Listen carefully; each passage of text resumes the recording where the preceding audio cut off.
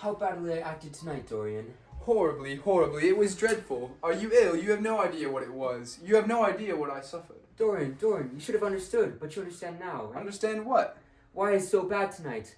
Why shall I always be bad? And why should I never act again? You are ill, I suppose. When you are ill, you shouldn't act. You make yourself ridiculous. My friends were bored. I was bored. Dorian, before I knew you, acting was the one reality of my life. It was only theater that I lived. I thought it was all true. I was roasting them one night and Portia the other. The joy of Beatrice was my joy, and the sorrows of Cordelia were mine also. I believed in everything. The common people who have acted with me seemed me to be godlike. The painting scenes were my world, and nothing but shadows. I thought them real. You came, oh my beautiful love, and you freed my soul from the prison. You taught me what reality is. Tonight, for the first time in my life, I saw through that hollowness, that sham, the silliness of an empty pageant in which I had always played. Tonight, for the first time, I became conscious that the Romeo was hideous and old and painted, that the moonlight in the orchard was false, that the scenery was vulgar, that the words were unreal, were not my words, were not what I wanted to say. You had brought me something higher, something of which all art is but a reflection. You had made me understand what love really is. My love, my Prince Charming of life. I have grown sick of the shadows. You are more to me than all art can ever be. What have I to do with the puppets of a play? When I came on tonight, I could not understand how that everything had gone from me. I thought I was going to be wonderful. I found that I could do nothing. Suddenly it dawned on my soul what it meant. The knowledge was exquisite to me. I heard them hissing, and I smiled. What could they know of my love such as ours? Take me away, Dorian. Take me away with you, where we can be quite alone. I hate the stage. I might mimic a passion that I do not feel, but I cannot mimic one that burns like me like a fire. Oh, Dorian, you understand now what it signifies. Even if I could do it, it would be profanation for me to play at being in love. You have made me see that. You have killed my love. Yes, he cried. Yes, you have killed my love. You used to stir my imagination. Now you don't even stir my curiosity. You simply produce no effect. I loved you because you were marvelous, because you had genius and intellect, because you realized the dreams of great poets and gave shape and substance to the shadows of art. You have thrown it all away. You are shallow and stupid. My God, how mad I was to love you. What a fool I have been. You are nothing to me now. I will never see you again. I will never think of you. I will never mention your name. You don't know what you were to me once. Why once? Oh, I can't bear to think of it. I wish I had never laid eyes upon you. You have spoiled the romance of my life. How little you can know of my love. If you say it mars your art. Without your art, you are nothing. I would have made you famous, splendid, magnificent. The world would have worshipped you, and you would have borne my name. What are you now? A third-rate actress with a pretty face. You're not serious, Dorian. You're acting. Acting? I leave that to you. You do it so well. Oh.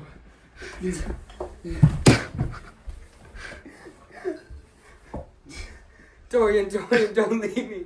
I'm so sorry I didn't act well. I was thinking of you all the time, but I would try indeed. I would try. It came so suddenly across me, my love for you. I think I should never have known if you had not kissed me, if we had not kissed each other. Kiss me again, my love. Don't turn away from me. I couldn't bear it. Oh, don't go away from me, my brother. No, never mind. He didn't mean it. He was in jest. But you can forgive me tonight. I'll work so hard and try to improve. Don't be cruel to me, because I love you better than anything in the world. After all, it is only once that I have pleased you. But you're quite right.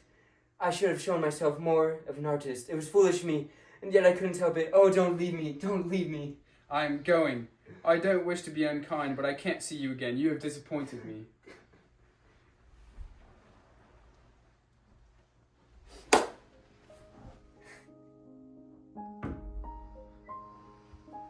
Monsieur has wet slippers this morning. What o'clock is it, Victor? 1 hour and a quarter, monsieur. Monsieur cold? I shut the window. I am not cold. I am not at home to anyone, Victor. You are dismissed. Thank you, Anderson.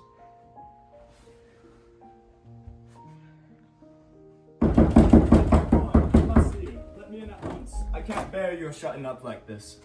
Please, come, sit with me. My dear boy. I'm so sorry for it all, Dorian, but you must not think of it too much. Do you mean about Sybil Vane?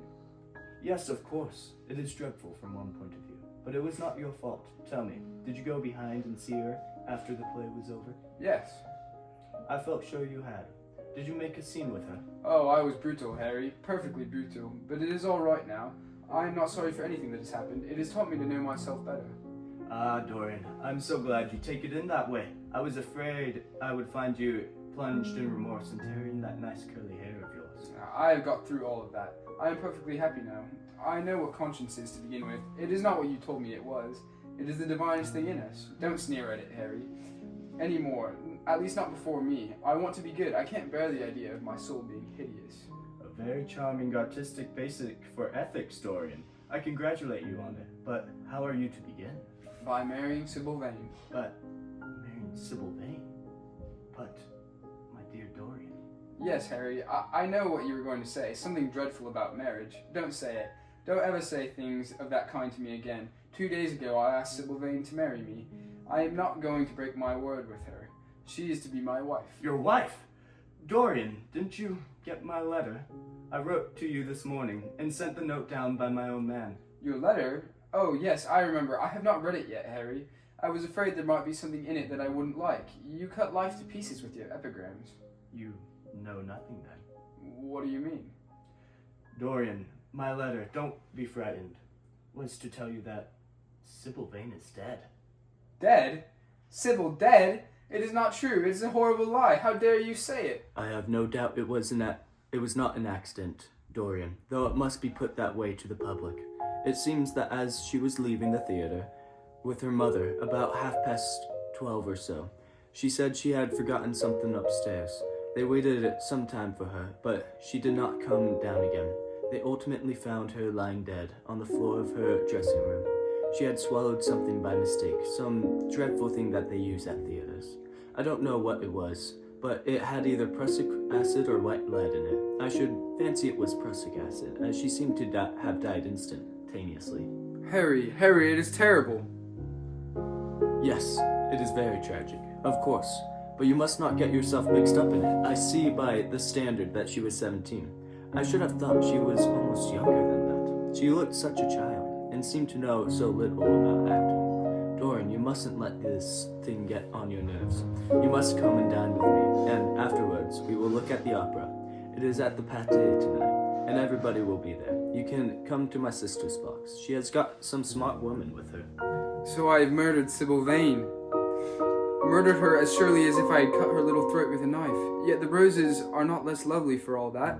The birds sing just as happily in my garden. And tonight I am to dine with you, and then go on to the opera and sup somewhere, I suppose, afterwards. How extraordinarily dramatic life is. If I had read all this in a book, Harry, I think I would have wept over it.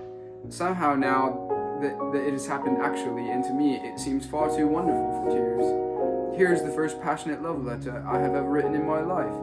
Strange that my first passionate love letter should be addressed to a dead girl. Can they feel, I wonder, those white silent people we call the dead? Sybil, can she feel, or know, or listen? Oh, Harry, how I loved her once. It seems years ago to me now. She was everything to me. Then came that dreadful night. Was it really only last night? When she played so badly and my heart almost broke? She explained it all to me. It was terribly pathetic. But I was not moved a bit. I thought her shallow. Suddenly something happened that made me afraid. I can't tell you what it was, but it was terrible. I said I would go back to her. I felt I had done wrong, and now she is dead. My God, Harry, what shall I do? You don't know the danger I am in, and there is nothing to keep me straight. She would have done that for me. She has no right to kill herself. It was so selfish of her. My dear Dorian, the only way a woman can ever reform a man is by boring him so completely that he loses all possible interest in life. If you had been married to this girl, you would have been wretched. Of course you would have treated her kindly. One can always be kind to people about whom one cares nothing. But she would have soon found out that you were absolutely indifferent to her. And when a woman finds that out about her husband, she either becomes dreadfully dowdy or wears very smart bonnets that some other woman's husband has paid for. I say nothing about the social mistake, which would have been objected to, which, of course, I would not have allowed. But I assure you that in any case, the whole thing would have been an absolute failure. I'm afraid that women appreciate cruelty, downright cruelty, more than anything else. They have wonderfully primitive instincts. We have emancipated them, but they remain slaves looking for their masters all the same. They love being dominated.